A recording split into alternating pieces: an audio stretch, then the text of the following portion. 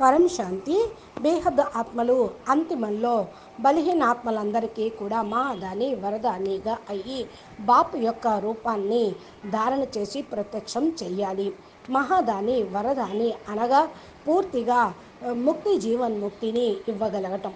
ఒక సెకండ్లో శక్తిశాలి స్థితిని ధారణ చేసి అవినాశి పుణ్య ఆత్మలుగా అయితే మీ ద్వారా బాపు ప్రత్యక్షమవుతారు.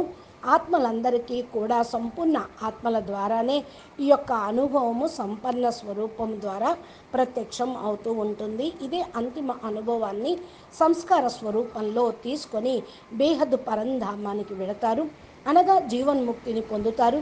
బాపును చూసి ముక్తి పొందే ఆత్మలు ఉంటారు. ఈ అంతిమ అనుభవమే సంస్కారంగా అవినాశి ఇంటికి బేహద్ పరంధామానికి వెళ్ళి మరలా బాపు రూపాన్ని ధారణ చేస్తూ అంతిమతి సోగతి శ్రేష్టమైన శిరోమణిగా అవుతారు.